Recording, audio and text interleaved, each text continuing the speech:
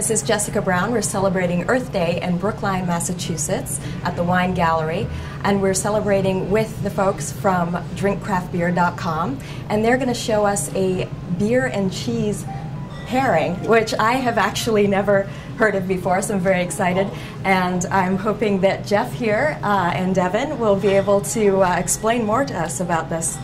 Well, so first of all, really quick, as Jessica was saying, the idea of a beer and cheese pairing is not always first in people's minds. People usually think of wine and cheese. So I'll just give you a quick background on that. One of the things about cheese is that the creaminess of it actually kind of coats your tongue a little bit after you eat it. So in that respect, beer can make a better pairing for cheese than wine can in many instances, because the carbonation and the acid from the hops can actually help cleanse your palate.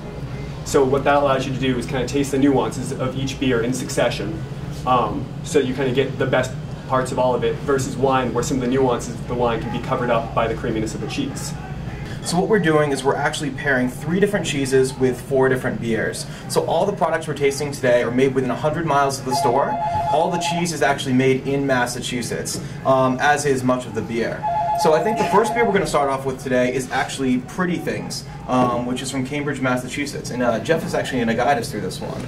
All right, so Pretty Things, as Devon mentioned, is a beer made by a brewer in Cambridge, Massachusetts. The style is an American take on a Saison, which is a Belgian style originally, but he's used American ingredients and American hops to kind of Americanize and make this style his own. The cheese we're pairing it with is actually the Hannibals cheese from the Shai Brothers farm. And what it is it's a small French-style cheese with shallot in it. And so basically the theory behind it is the creaminess of the cheese and the slight nuttiness works well with kind of the malt that's inside the beer, whereas the spiciness from the Belgian yeasts and the aggressiveness of the American hops work very well with the shallot, which is kind of an oniony flavor that's very sharp almost on the tongue, so the hops kind of help counteract that sharpness. So in that respect, let's give it a shot. Let's see. All right. So we're going to be trying this first cheese on your right here. Here you go. Okay. So what you want to do is actually taste the cheese in your mouth a little bit, and then basically take a sip of your beer, and then those flavors will combine. Let me join you here. Very creamy cheese. It's almost like brie, but saltier. Yeah, it's almost, as you let it warm up, it gets creamier. The rind is actually very similar to a brie, almost in some respects, so it does kind of take on those characteristics, but as you said, saltier, a little more creamy. Yeah, and then, so you notice as you taste the beer too, some of the sort of spiciness of the beer is going to cut into the brininess of the cheese. It's also going to open up sort of a spicy, nutty flavor within the cheese as well that you didn't taste without it. Now you have to tell me, is there a trick to tasting beer? Is it like you taste wine, or how should I move it around? So I mean, the basic idea is you just want to put it in your mouth, let it coat everything. Beer has several different flavor components to it, so really let it coat your tongue, and just kind of let it swap around. A lot of people drink beer just by sweetening it down, but make sure you let it kind of coat and linger for a second. That's how you really get the most out of it. I do have, there's a nutty aftertaste for sure. Right. Yeah. And we're pretty sure that comes from the rind on the what they use to actually turn it into cheese from the milk itself. Interesting. So the second beer we're going to do today is Peak Organic Pale Ale. It's an organic brewery from Maine. We're really excited to do something with these guys. It's a brewery that we've really been a fan of for a while, and it's a beer we've actually featured in the past. We featured their Espresso Amber before, and people really loved it. So we wanted to come back and give someone, you guys, something else to taste as well. So we'll pour this one. What constitutes organic beer? So the rules behind it basically are technically that 95% of the ingredients in it have to be organic.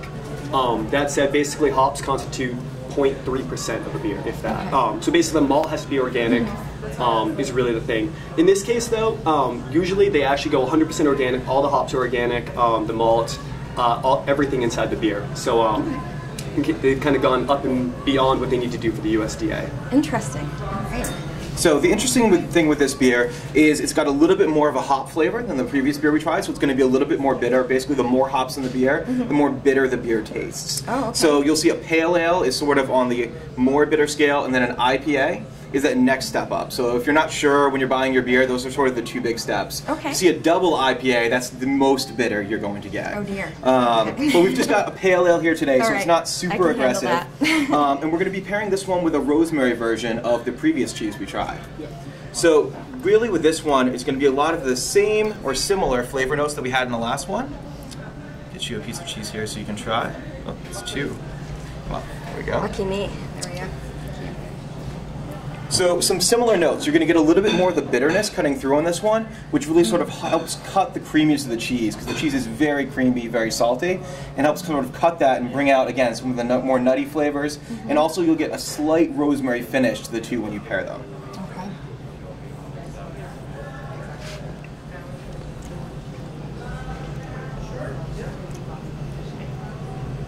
You taste it more at the back of your tongue. Yeah. Yeah, it's very much a back of your mouth flavor, and very much sort of a finish too.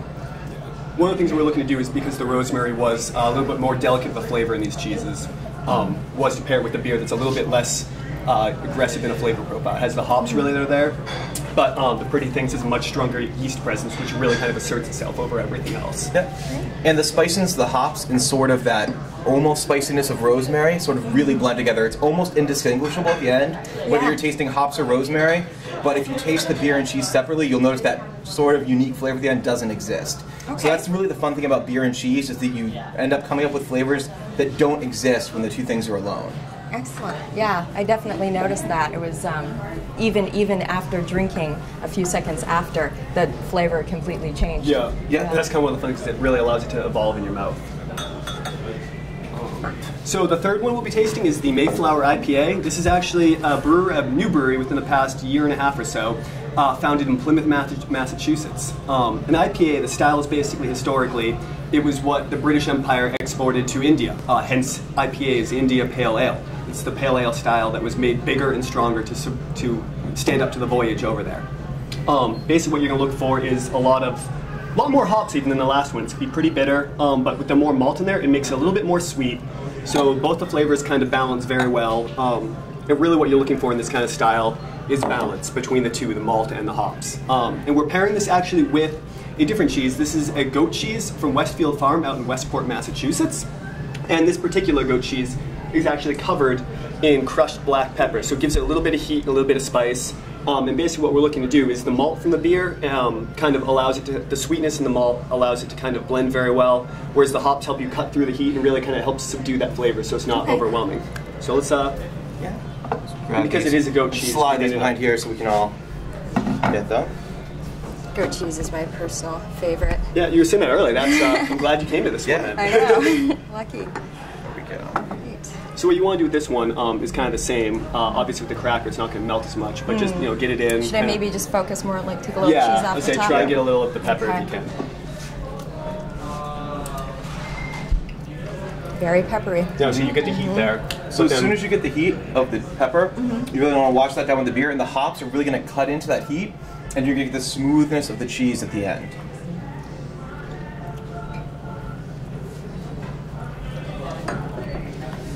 Oh wow, that was the most intense one so far. Yeah, and we try, basically the idea behind flavor pairing is that you want to start with the mildest and kind of move your way up, or else you're kind of not going to get a lot of the details as you go on.